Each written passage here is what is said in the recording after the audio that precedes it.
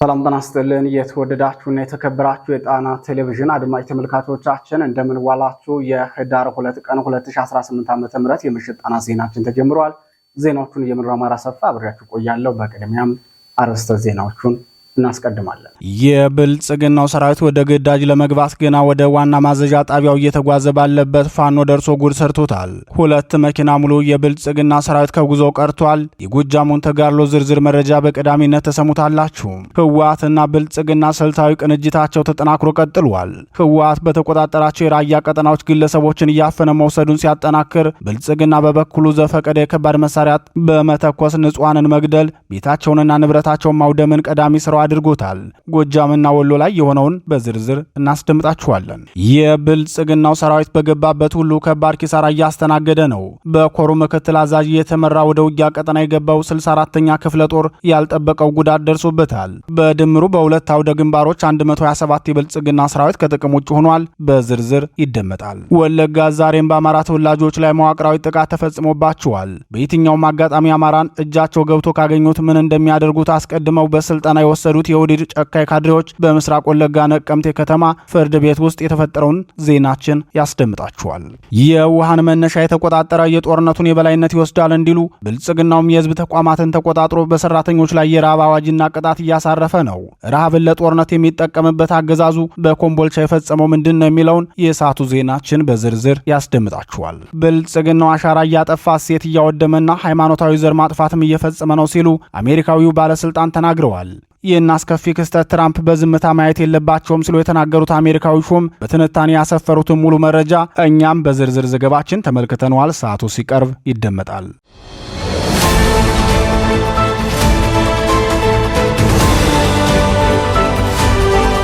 የተወደዳችሁና የተከበራችሁ የጣና ቴሌቪዥን አድማጭ ተመልካቾቻችን እነዚህንና ሌሎች የግንባርና የትንታኔ ዘገባዎችን ይዘናል። እስከ ዜናዎቻችን ፍጻሜ ድረስ አብራችሁን እንድትቆዩ እየጋበዝን ወደ ዝርዝር ዜናዎቹ እናልፋለን። የአማራ ፋኖ ብሔራዊ ኃይል አፄ ቴዎድሮስ 3ኛ አገው ምድር ክፍለ ጦር ትሊሊ ዘንገና ብርጌድ በወሰደ ድፍጣ ጥቃት 2 መኪና ሙሉ የብልጽግናው ሰራዊት ከጥቅም ውጭ መሆኑን የክፍለ ጦሩ ቃል አቀባይ አስታውቋል። በቅርቡ ከሁርሶ መሰረታዊ ውትድርና ማዕከል ተመርቀው በ30 አውቶቡስ ለግዳጅ ወደ ባህር ዳሩ መኮር ግቢ እየተጓዙ የነበሩ የብልጽግናው ሰራዊት አባላት ከትሊሊ ከተማ አቅራቢያ በሚገኝ ቦታ ላይ ከቀኑ 9 ሰዓት ጥቃት ተከፍቶባቸዋል። ጥቃቱን የከፈተው የትሊሊ ዘንገና ብርጌድ ትናንትን በተመሳሳይ የብልጽግናውን ሰራዊት ትሊሊ ከተማ ድረስ በመግባት ከጥቅም ውጭ ማድረጉ አይዘነጋም። የዕለቱን ተጋድሎ አስመልክቶ መረጃውን ያደረሰው የብርጌዱ ቃል አቀባይ ክፍል ጠላት ምንም እንኳን ከትሊሊ ቡሬ ያለውን መንገድ ሙሉ በሙሉ አጅቦ ለማሳለፍ ጥረት ቢያደርግም የትሊሊ ዘንገና ብርጌድ ነበልባሎች ተስቦ በመግባት አጃቢዎችን ጨምሮ 2ቱን ባስ ሙሉ ሰራዊት መምታት ችለናል ብለዋል። ትሊሊ ዘንገና ብርጌድ ለተከታታይ 2 ቀናት እያደረገ ባለው ጥቃት ያለምንም ጉዳት የጠላትን ቅስም በመስበር ከፍተኛ ድል ተቀዳጅቷል ሲል የብርጌዱ ቃል አቀባይ ክፍል አክሎ ተናግሯል። በዚህ የትሊሊ ዘንገና ብርጌድ ጥቃት የተደናገጠው የብልጽግና ሰራዊት በመንገድ ላይ ያገኘውን ሰው ሁሉ የተለመደ ወንጀሉን ፈጽሟል። ትናንት ባደረሰው የንጹሃን ጥቃት ከ5ቶቹ ውስጥ 3ቱ ሕክምና ከገቡ በኋላ ህይወታቸው አልፏል።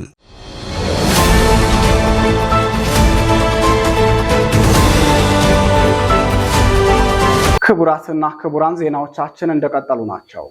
በሁለት ግንባሮች 127 የብልጽግና ሰራዊት ከጥቅም ውጭ ሆነ። የአማራ ፋኖ ህዝባዊ ድርጅት ጎንደር ጠቅላይ ግዛት ህዝብ በሁለት አውደ ግንባሮች ባካሄደው ተጋድሎ 127 የብልጽግና ሰራዊት አባላትን ከጥቅም ውጭ አድርጎ ታላቅ ድል ተቀዳጅቷል። ተጋድሎውን በቅንጅት ማካሄዳችን የድላችን ቁልፍ ነበር ሲል የፋኖ መሪው ተናግሯል። የ206ኛ ከፍ ያለው ደሴ ኮር በጋይንት ጉና በጌምድርና በስማዳ ወረዳዎች ተከታታይ ብርቱ ውጊያ በማድረግ ታላቅ ድል መጎናጸፉን የኮሩ ቃል አቀባይ አርበኛ ጋሻው ግዛት ገልጿል። አርበኛ ጋሻው በሁለት አውደ ግንባሮች በተደረጉ ተጋድሎች የተገኙ ድሎችን አስመልክቶ ለጣና ቴሌቪዥን ሲገልጽም የጠላትን አንገት ያስደፋና የፋኖንም የመጓጋት አቅም ያስመሰከረ ድል ነው የተቀዳጀ ነው ብሏል። አርበኛው አስተያየቱን ሲቀጥልም ላለፉት 2 ወራት በቀንም በሌሊትም ረፍት አልባ እንቅስቃሴ አድርጎ ነገር ግን አንዱንም ግቡን ያላሳካው የብልጽግናው ሰራዊት አፈና ለመፈጸም ያልወረደው ቁልቁለት ያልወጣው ዳገት አለ ማለት አይቻልም። ሆኖም የመዋጋት ሞራሉ ከጊዜ ወደ ጊዜ እየተዳከመ የመጣው ይህ ኃይል የፋኖን የመዋጋት አቅም መስበር ተስኖት በሁሉም አውደ ውጊያዎች ሽንፈትን እየተከናነበ ግማሹ በሞት ከፊሉ እጅ በመስጠት በመበተን ላይ ነው ብሏል። በዛሬው የኮሩ ተጋድሎም ለተከታታይ 8 ሰዓታትን የፈጀ ውጊያ ማድረጋቸውን አርበኛ ጋሻው ተናግሯል። የዕለቱን ውጊያ አስመልክቶ ሲናገርም የጠላት ኃይል ከዛጎች ተነስቶ በሌሊት የአንበሳው ጋይንት ክፍለ ጦር አካል የሆነችውን ሻምበል አጥናፉ ብርጌድን ደንጓጥ ላይ ለማፈን ሙከራ አድርጎ ነበር። ነገር ግን እንዳሰበው ሳይሆን ባላሰበው መልኩ ራሱን በከባ ውስጥ አግኝቶታል። ሻምበል አጥናፉ ብርጌድ በዋና አዛዡ ሻለቃ ጌታ ሰው ቢራራ እየተመራች የጠላትን ኃይል አይቀጡ ቅጣት በመቅጣት መፈናፈኛ ሲያሳጡ ውለዋል ብሏል። በዚህም 31 የብልጽግና ሰራዊት እርምጃ ሲወሰድበት 45 ደግሞ ከባድ ጉዳት ደርሶበት ወደ መጣበት ተመልሷል። ሆኖም ወደ መጣበት ለመመለስም ተጨማሪ ኃይል አስፈልጎት እንደነበር አርበኛ ጋሻው ግዛት ጨምሮ ተናግሯል። 13 የነፍስ ወከፍ መሳሪያና በርካታ ተተኳሽ ፋኖ ከብልጽግናው ሰራዊት መቀማቱን ቃል አቀባዩ ተናግሯል። የኮሩ ሁለተኛ የውጊያ ግንባር የነበረው ጄኔራል ኃይሌ ዘውባንተ ክፍለ ጦር በድል የታጀበ የሙሉ ቀን ውጊያ ያደረገበት የስማዳ አውራጃው ትንቅንቅ ነው።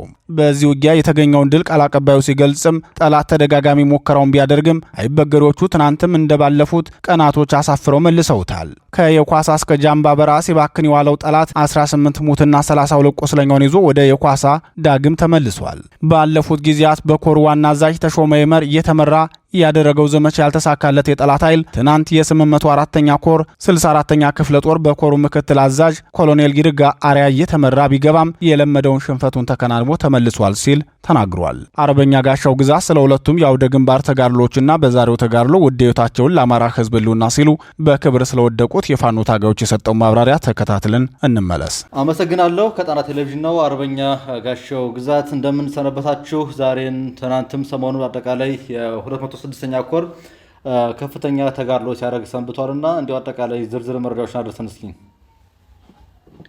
እሺ፣ አመሰግናለሁ ይርጋ።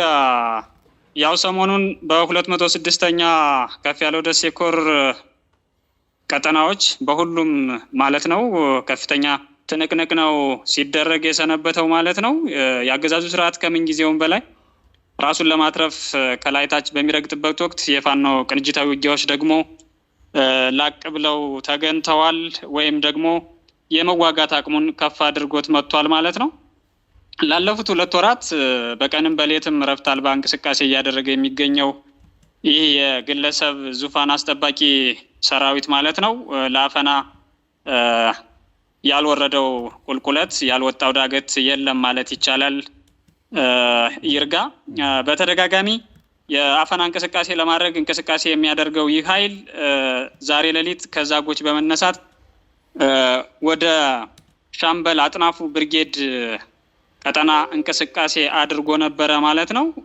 ነገር ግን ይህ ለማፈን የተንቀሳቀሰው ኃይል ታፍኖ ውሎ ጥሪ ሲያደርግ ውሏል ማለት ነው። የጠላት ኃይል ከዛጎች ሌሊቱን ተነስቶ ወደ ደንጓጥ ነበረ እንቅስቃሴ ያደረገው ማለት ነው፣ ወደ ሻምበል አጥናፉ ብርጌድ። ይቺ ብርጌድ ራሱን አፍና በዋና አዛዡ ጌታ ሰው ቢራራ እየተመራች ከፍተኛ ኃይሉን ሙትና ቁስለኛ እንዳደረገችበት አይተናል ማለት ነው። ታዲያ በዚህ ውጊያ የመትረፍ እድሉ በጣም ዝቅተኛ መሆኑን የተረዳው የጠላት ኃይል ከክምር ድንጋይ 1 ሬጅመንት እንዲላክለት ጥረት ያደርጋል ማለት ነው። ይህ 1 ሬጅመንት እንቅስቃሴ ባደረገበት ወቅት ደግሞ የ206ኛ ከፍ ያለው ደሴ ኮር አካል የሆነው የአንበሳው ጋይንት ክፍለ ጦርና የተራራው ራስ ጉና ክፍለ ጦር ደግሞ ቅንጅታዊ ውጊያዎችን በማድረግ ይህን የጠላት ኃይል በደንጓጥ፣ በጎሃ፣ በእስላም ቀብር፣ ፈላሽት፣ አፋፍ መንደር ጨምሮ እስከ ጎሃ ኪዳ ንብረት እልህ አስጨራሽ ቅንጅታዊ ውጊያዎቹ ሲደረጉ ውለዋል ማለት ነው።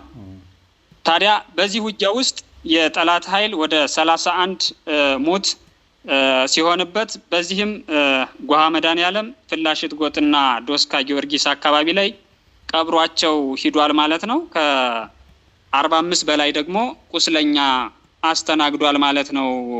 ይርጋ በዚህ ውጊያ ይህን ያህል ሞትና ቁስለኛ አስተናግዶ ወደ 13 የሚሆኑ የነፍስ ወከፍ ክላሾችና በርካታ ተተኳሾችን ለፋኖ ገቢ አድርጎ ወደ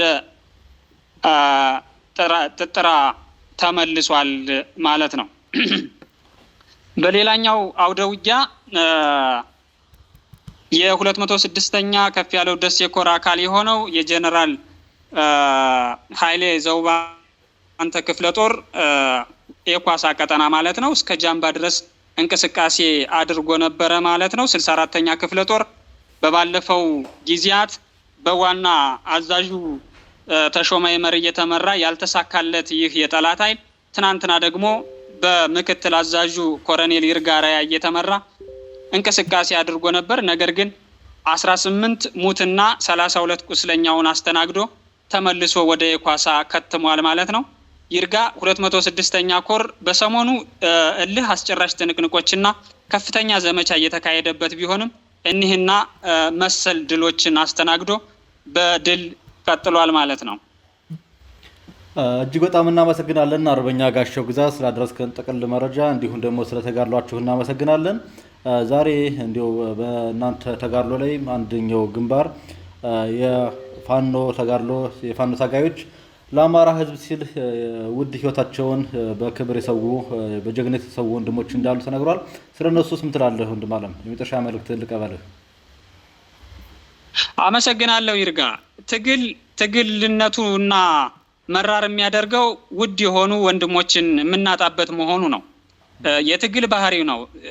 የግዴታ መስዋዕት ከሌለ ድል አይገኝምና ብዙ ወንድሞቻችንን ከዚህ በፊትም መስዋዕት ከፍለናል። አሁንም በዛሬው ውጊያም ከትናንት ጀምሮ እስከዛ ድረስ መስዋዕት ከፍለናል። መስዋዕት ካልከፈልን ደግሞ ድል እንደማይገኝ እናውቀዋለን። በዚህ የምንቆዝምበት በዚህ አንገታችን የምንደፋበት ነገር አይኖርም። ነገም ከነገ በኋላም ሌሎች ወንድሞቻችንም ልናጣ እንደምንችል አስበን ነው ውጊያ የምንገባው። ዛሬም የሆነው ይህ ነው። መስዋዕት ለከፈሉ ወንድሞቻችን ነፍሳቸውን በአርአያ ገነት እንዲያስቀምጥልን ፈጣሪያችን እንለምናለን። ይህ ነው የሆነው ወንድም አለም።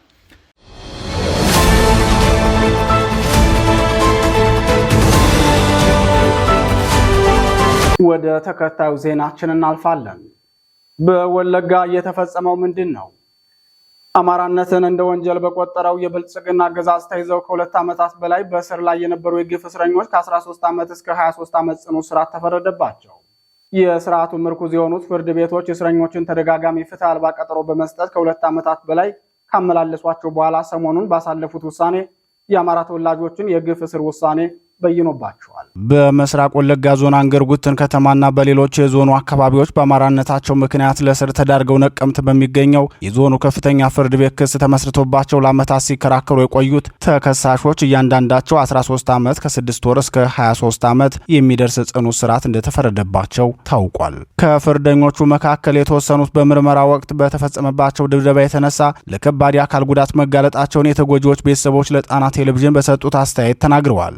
የዞኑ ከፍተኛ ፍርድ ቤት ሰሞኑን በዋለው ችሎት በሙሉ ቀን አንተነህ የክስ መዝገብ ስር ከሚገኙ 3 ንዑስ የክስ መዝገቦች መካከል አንዱ በሆነው በሰለሞን አሰፋ ክስ መዝገብ ተከሰው በስር ላይ ሆነው ሲከራከሩ በቆዩ የአማራ ተወላጆች ላይ ፍርደ ገምድል የሆነ ብይን አስተላልፎባቸዋል። በክስ መዝገቡ ከተከሰሱ 31 የአማራ ተወላጅ ተከሳሾች መካከል 14ቱ ከ2 ዓመታት በፊት ለእስር ከተዳረጉ በኋላ የዋስትና መብት ተነፍገው በማረሚያ ቤት የድብደባ ማትና አይነት ሲፈጸምባቸው የቆዩ ናቸው። በችሎቱ ከተከሳሾቹ መካከል 17ቱ በሌሉበት የእስር ፍርድ የተላለፈባቸው ሲሆን ለእስር ከተዳረጉት 14 የአማራ ተወላጆች መካከል 2ቱ በማረሚያ ቤት እንዳሉ በደረሰባቸው ድብደባ ምክንያት ሕይወታቸው አልፏል። አንዱ ከመያዙ በፊት ከጸጥታ አካላት ጋር በነበረ የተኩስ ልውውጥ ቆስሎ በሕክምና ሲረዳ ቆይቶ ሕይወቱ አልፏል ተብሎ ብይን ሳይተላለፍባቸው ቀርቷል። በተጨማሪም በምርመራ ወቅት በተፈጸመባቸው ስቅይት ወይም ቶርች ከባድ ጉዳት ከደረሰባቸው መካከል የሚጠቀሱ 3ቱ ተከሳሾች በነጻ የተሰናበቱ ሲሆን ችሎቱ በ8 ተከሳሾች ላይ 13 ዓመት ከ6 ወር እስከ 23 ዓመት ጽኑ እስራት ፈርዶባቸዋል። በዚህም አንደኛ እሸቱ ከበደ 23 ዓመት፣ ሁለተኛ አበባው አድማሱ 23 ዓመት፣ ሶስተኛ ጌታቸው ሽፈራው 23 ዓመት፣ አራተኛ ሰለሞን አሰፋ 22 ዓመት፣ አምስተኛ ጀማል ሲራጅ 14 ዓመት፣ ስድስተኛ አህመድ አያሌው 13 ዓመት ከ6 ወር፣ ሰባተኛ እንድሪስ ሐሰን 13 ዓመት ከ6 ወር፣ ስምንተኛ ስንታየው አዲስ 13 ዓመት ከ6 ወር ጽኑ እስራት ተፈርዶባቸዋል ሲሉ የታሳሪው ቤተሰቦች ተናግረዋል። በችሎቱ የአማራ ተወላጅ እስረኞች ምንም አይነት መከላከያ እንዳያቀርቡ ታግደው ነበር የሚሉት የግፍ ፍርደኞቹ ቤተሰቦች ከዚህ ቀደም በነበረው የክርክር ሂደት ላይም ፍርድ ቤቱ ያገዛዙ ጠበቆች ከኦሮሚያ ልዩ ኃይል ጋር የተመሳጠሩ የሚያቀርቡትን ሐሰተኛ ማስረጃ ብቻ ነው ሲቀበል የቆየው ብለዋል። በኦሮሚያ ክልል በርካታ የአማራ ተወላጆች አማራነታቸው እንደ ወንጀል ተቆጥሮ በግፍ ታስረው በሚፈጸምባቸው ድብደባ ፍርድ ቤት ሳይቀርቡ ሕይወታቸው ያልፋል። በርካቶችም በተለይ የምስራቅ ወለጋ ዞን መቀመጫ በሆነችው ነቀምቴ ከተማ እና የሁርጉሩ ወለጋ ዞን መቀመጫ በሆነችው ሻምቡ ከተማ ውስጥ ከ2 ዓመታት በላይ ታስረው የሚገኙ ሲሆን ከእስረኞቹ መካከል በምርመራው ወቅት በሚፈጸምባቸው ቶርች ጆሮአቸው መስማት፣ አይናቸው ማየት እንዳቆመና ከቦታ ቦታ መንቀሳቀስም እንደማይችሉ የደረሰን መረጃ ያመላክታል። ዘገባው የመረብ ሚዲያ ነው።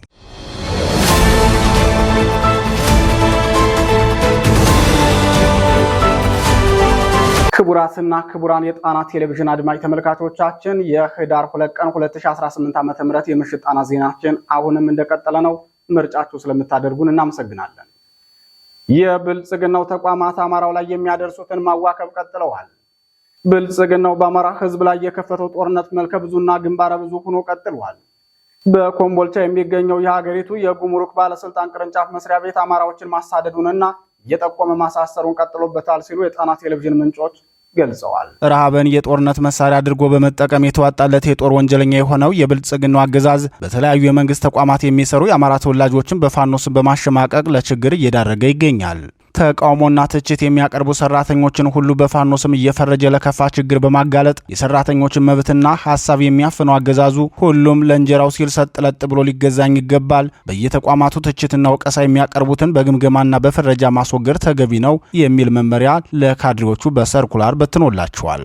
የብልጽግናው መመሪያ በሰርኩላር ከደረሳቸው ተቋማት መካከል አንዱ የሆነው በኢትዮጵያ ጉምሩክ ኮሚሽን የኮምቦልቻ ቅርንጫፍ ስራ አስኪያጅ ሆነው የተመደቡት አቶ ሳንዳውድ በርካታ ሰራተኞችን የጽንፈኛው ደጋፊ ናቸው፣ ለጽንፈኛው መረጃ ያቀብላሉና ጽንፈኛውን በገንዘብ ይደግፋሉ፣ ለጽንፈኛው ሚዲያዎችም መረጃ ይሰጣሉ በማለት እያሳሰሩ መሆናቸውን የጣና ቴሌቪዥን ምንጮች ገልጸዋል። የጣና ቴሌቪዥን ምንጮች አክለውም ከታሰሩት የአማራ ተወላጆች ውስጥ ከ7 ወር በላይ ያስቆጠሩ ስለመኖራቸው ገልጸው መላው የተቋሙ ሰራተኞችም የታሰሩትን ባልደረቦቻቸውን እንዳይጠይቁ ከባድ ማስጠንቀቂያ ጭምር እንደተሰጣቸው ተናግረዋል። የጣና ቴሌቪዥን ምንጮች በኮምቦልቻ ጉምሩክ እየተፈጸመ ያለውን ማሳደድ አስመልክቶ አስተያየታቸውን ሲቀጥሉም የቅርንጫፉ መስሪያ ቤት ኃላፊ የግል ፍላጎታቸውን መሰረት ባደረገና የፖለቲካ ውግንናቸውን በግልጽ በማንጸባረቅ ግፉን እንደሚያስፈጽሙ ተናግረዋል። በዚህ የተነሳም የተወሰኑ የተቋሙ ሰራተኞች በደረሰባቸው ግፍ የተነሳ ወደ በረሃ እስከ መውረድ መድረሳቸውን ተናግረዋል።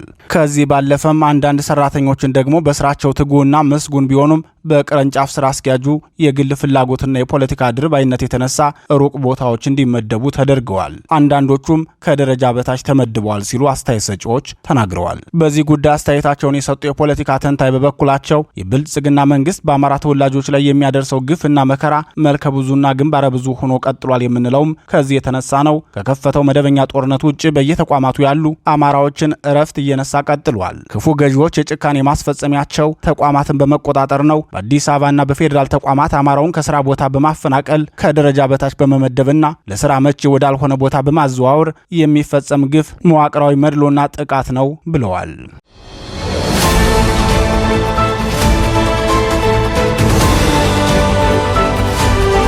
ክቡራትና ክቡራን ወደ መጨረሻው ዜናችን እናልፋለን።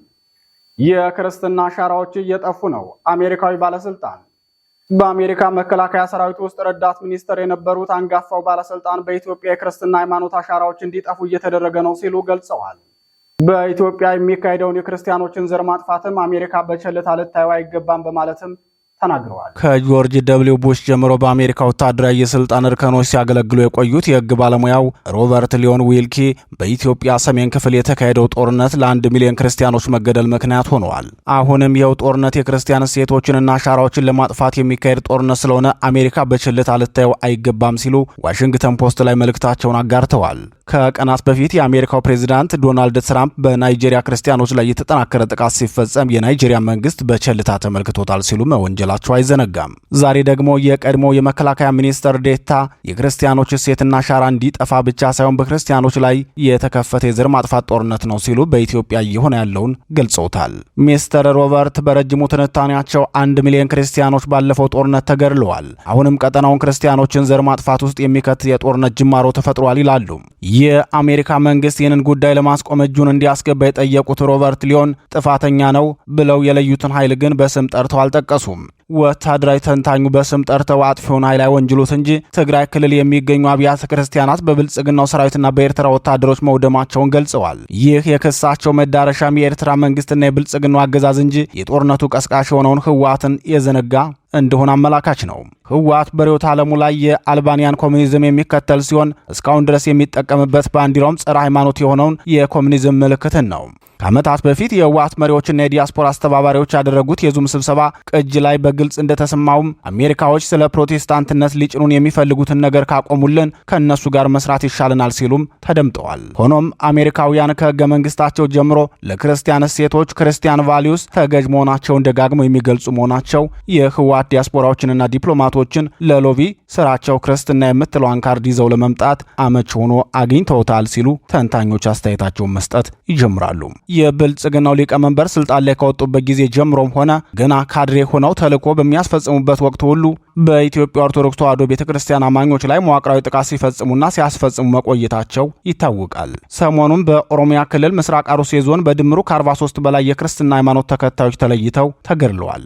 ብልጽግናው በአማራ ክልል የከፈተውን የዘር ማጥፋት ጦርነት ተከትሎ ከ2000 የማያንሱ የአብነት ተማሪዎች በየቤተ እምነቶች የተገደሉ ሲሆን በመቶዎች የሚቆጠሩ ቀሳውስቶች ተገድለዋል። ቁጥራቸው በውል የማይታወቁ ቤተ እምነቶችን በከባድ መሳሪያ ተደብድበው ወድመዋል። ከዚህ በተጨማሪም በኢትዮጵያ ኦርቶዶክስ ተዋሕዶ ቤተክርስቲያን መዋቅር ውስጥ የፓርቲው ፍላጎት ተፈጻሚ እንዲሆን ከቤተ መንግስት የተዘረጉ እጆች የቤተ መቅደሱን መንፈስ እንደረበሹት ይታወቃል። እነዚህ ሁሉ ተደማምረውና ወደፊትም ያለ እረፍት ነውሩን ለማስቀጠል ብልጽግናው እቅድ እንዳለው በመታወቁ የክርስቲያኖች ዘር ማጥፋት በኢትዮጵያ ተፈጽሟል። አሜሪካ በቸልታ ልትመለከተው አይገባትም ሲሉ ሚስተር ሮበርት ሊዮን እንዲናገሩ እንዳስገደዳቸው ትንታኔያቸው ያሳያል። በዚህ ጉዳይ አስተያየታቸውን የሚሰጡ የአማራ ብሔርተኞች በበኩላቸው የብልጽግናው አገዛዝ በአማራ ሕዝብ ላይ የሚፈጽመውን ዘር ማጥፋት በሌላ ስም እንዲጠራለት ስለፈለገ ነው የክርስቲያኖች ዘር ማጥፋት የተባለው ሲሉ በኢትዮጵያ እየተፈጸመ ያለው ዘር ማጥፋት በሃይማኖት ምክንያት ሳይሆን በብሔር ምክንያት መሆኑን ይናገራሉ። ህወሓት በአማራ ሕዝብ ላይ ወረራ በፈጸመበት ወቅት የአሁኑ የብልጽግናው ሊቀመንበር ልዩ አማካሪው አቶ ጌታቸው ረዳ ከአማራ ሕዝብ ጋር የምናወራርደው ሂሳብ አለ ሲሉ መናገራቸው አይዘነጋም። በዚህ የጥላቻ ንግግራቸው መሰረትም በአማራ ክልል ከጭና እስከ ጋይንት ካለማጣ እስከ መካነ ሰላም ከሸዋሮቢት እስከ መንዝ ድረስ የአማራን ሕዝብ ከፍተኛ ግፍና ግድያ ፈጽመውበታል። በወቅቱ የህወሓት ታጣቂዎች በአማራ ሕዝብ ላይ የፈጸሙት ግፍ የጦር ወንጀል ብቻ ሳይሆን የዘር ማጥፋት ነበር ሲሉ የፖለቲካ ተንታኞች ይናገራሉ። ሆኖም ህወሓት በስልጣን ዘመኑና በወረራው ወቅት በአማራ ሕዝብ ላይ የፈጸመውን ወንጀል ለምልክት እንኳን አንስቶ ለመወያያ ያቀረበው አልነበረም። ህወሓት በርዕዮተ ዓለሙ ሳይቀር ጸረ ሃይማኖተኛ ሲሆን በማታገያ ሰነዱ ላይም በጠላትነት የፈረጀው የአማራን ሕዝብና የኢትዮጵያ ኦርቶዶክስ ተዋሕዶ ቤተክርስቲያንን ነው። በዚህ አስተምሮቱ መሰረትም ከ1967 ዓ.ም የትግል ዘመን ጅማሮ አንስቶ እስካሁኑ ሰዓት ድረስ ቤተክርስቲያን ላይ መጠነ ሰፊ ግፍና በደል አድርሷል። የህወሓትን የጭካኔና የአምባገነንነት ዙፋን የተረከበው የብልጽግናው አገዛዝም በተመሳሳይ የአማራን ሕዝብና የኦርቶዶክስ ሃይማኖት ተከታዮችን የጥቃቱ ኢላማ አድርጓቸዋል። ባለፉት 7 ተከታታይ ዓመታት ይህንን መዋቅራዊ ጥቃቱን አጠናክሮ መቀጠሉን ዓለም በግልጽ የተመለከተው ቢሆንም እስካሁን ድረስ ወቀሳም ሆነ ትችት አልገጠመውም። የአሜሪካው ከፍተኛ የህግ አማካሪ ሮበርት ሊዮን ዊልኪ በትንታኔያቸው የክርስቲያኖች ዘር ማጥፋት በኢትዮጵያ ተጠናክሮ ስለቀጠለ የአሜሪካ መንግስት እጁን ሊያስገባና ሊያስቆም ይገባል ሲሉ የተማጸኑት ከችግሩ አሳሳቢነት በመነሳት ወይስ በሎቢንግ ሙያቸው ለተቀጠሩበት የሎቢ ክፍያቸው ይሁን የሚለው ለጊዜው አይታወቅም። ሁሉንም የሚያስማማ አንድ ሀቅ ግን አለ። እሱም እንደቀደመው አምባገነን አገዛዝ ህወሓት ሁሉ የብልጽግናው አገዛዝም ጦረኛ፣ ጸረ አማራና ጸረ ኦርቶዶክስ መንግስት መሆኑ የታወቀና የተመሰከረለት ጉዳይ ነው።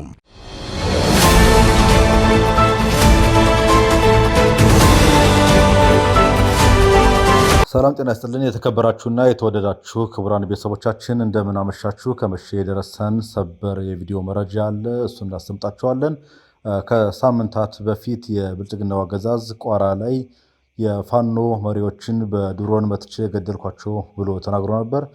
እሱ መተዋቸው፣ ገደልኳቸው፣ ደመሰስኳቸው ያላቸው የፋኖ መሪዎች ግን በህይወት ታይተው ከስራ መልስ ዛሬ ቃለ ምልልስ ሰጥተዋል።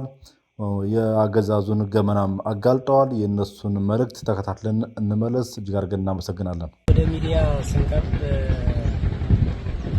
በመጀመሪያ አርበኛ በየነ አለማው እባላለሁ። የበላይ ዘለቀ ዕዝ ስራ አስፈጻሚ አካል ነኝ።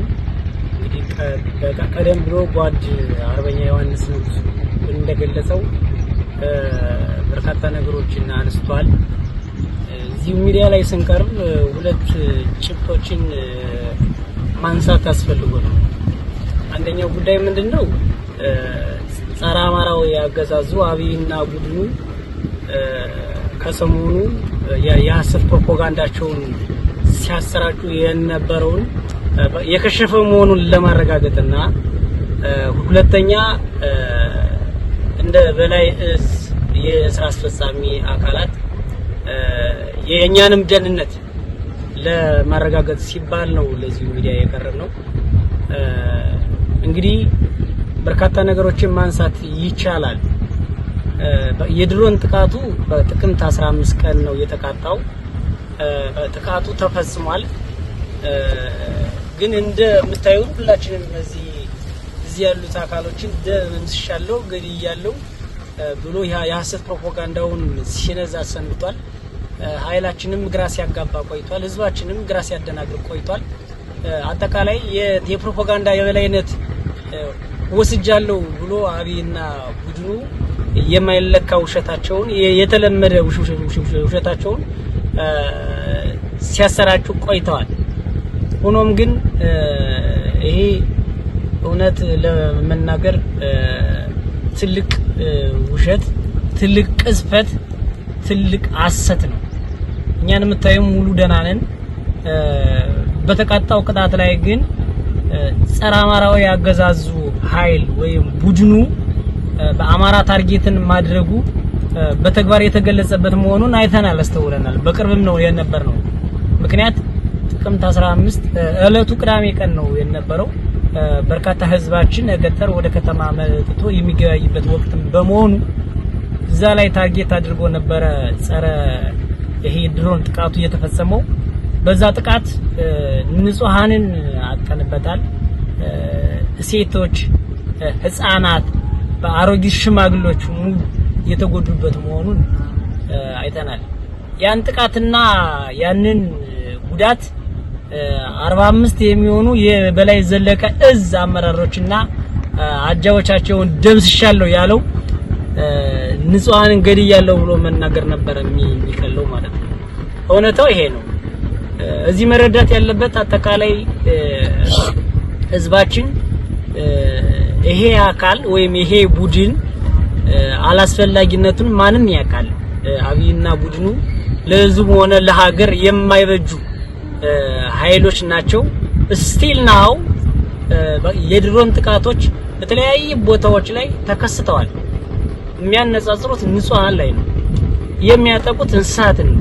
የሚያጠቁት ሴትን፣ ህፃናትን ነው፣ አሮጊትን ነው። የሚያወድሙት መሰረተ ልማትን ነው። በተጨባጭ እየታገለ ያለውን ኃይል በየትኛውም አቅጣጫ በሰሜንም ይሁን በደቡብ በምስራቅም ይሁን በምዕራብ እየታገለና እያታገለ ያለውን የፋኖ ኃይል አመራር አንድም አጥቅተዋል። አይደለም በድሮን ተላላኪውን የእግረኛ ሰራዊት የሚልከው ኃይል እንኳን ፋኖ ጋር ባደረጋቸው አውደ ውጊያዎች መካከል ስንገመግም አንድም ተዋግቶ አንድም ማርኮ የማሐቅ ምርኮኛ የሆነ ኃይል ባለበት በተንደላቀቀ ውሸት ፕሮፓጋንዳን በመንዛት በሐሰት በመለፍለፍ ፋኖን አሸንፋለሁ ብሎ ማሰቡ ቅዠት መሆኑ መመዝገብ መቻል አለበት ማለት ነው። ይሄ ነው ትልቁ ጉዳይ። ሌላኛው በዚሁ አጋጣሚ በዚህ ፕሮፓጋንዳ በናቢ ፕሮፓጋንዳ በሚዲያዎቻቸው ሐሰት ተናጋሪነት ቅስም ሰብራለሁ ብሎ ህዝባችንን ግራ በማጋባቱ ሰራዊታችንን በዛ ልክ በማደናገሩ እኛው ዛሬ በዚህ ሁለት እንደዚሁ ተገኝተን ለህዝባችንን ለሰራዊታችንን ያለውን ሀቅ ለማስረዳት እዚሁ መገኘታችን ትልቅ እፎይታ ነው። በዚሁ አጋጣሚ መልእክቴን ማስተላለፈው ምንድነው? ሁለት መልእክቶች ነው ያሉኝ። አንደኛው መልእክቴ በዚሁ የሐሰት ፕሮፓጋንዳ አብይ የማልቅበትን የውሸት ስርጭት ባሰራጨው ልክ ግራ ተጋብታችሁ የነበራችሁ በሀገር ውስጥም ሆነ በሀገር ውጭ የምትኖሩ የትግሉ ደጋፊዎች ህዝቦች አጠቃላይ ደህና ነን እኛ የሆነው ነገር የለም ሙሉ ጤነኞች ነን ስራ ላይ እንገኛለን በስራ ነው የምንገለጸው የሚለውን ነገር እንድትወስዱልን ነው። ሁለተኛው መልእክቴ ለአጠቃላይ ለባራቱም ግዛቶች ለሚገኝ የፋኖ ሰራዊታችንና አመራር በሙሉ እኛ በሙሉ ጤነኝነት ላይ እንገኛለን ስራ ላይ እንገኛለን። ይሄን ተቀዝባዥና ውሸታም ስርዓት ነቅሎን ለመጣል በአጭር ሰዓትና በአጭር ጊዜ መነቀልና መደምደም ያለበትን ማምነን በስራ ላይ ያለ መሆኑን ተረድታችሁ በዚሁም ተደስታችሁ በአዲስ ወኔና በአዲስ ሞራል ትግላችን መታገል እንድንችል ትልቅ መልእክቴ ነው። አመሰግናለሁ። በላይ እዝ ልዩ ኦፕሬሽን መምሪያ ኃላፊ ነኝ። አሁን ትልልቅ አርበኞች ሲናገሩ እንደነበረው እውነታው ይሄ ነው። መንግስት በርካታ ውሸቶች በርካታ የውሸት ሪፖርቶች ተለምደዋል።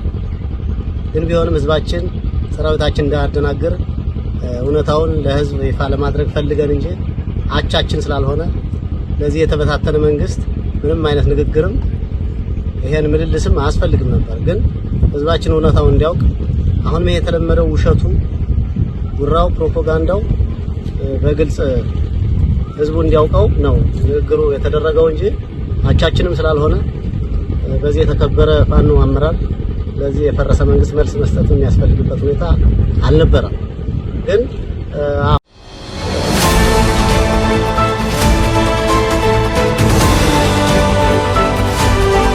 ክቡራትና ክቡራን የጣና ቴሌቪዥን አድማጭ ተመልካቾቻችን የህዳር 2 ቀን 2018 ዓ.ም የምሽት ጣና ዜናችን የተከታተላችሁትን ይመስል ነበር። ዜናዎቹን እየመራው አማራ ሰፋ አብሬያችሁ ቆይታ አድርጌ ነበር። የጣና ቴሌቪዥንን የዩቲዩብ ቻናል አማራጮች ሰብስክራይብ በማድረግ በቋሚነት ወዳጅ እንድትሆኑ እንጠይቃለን። ጣና ቴሌቪዥን ከሀቅ ጋር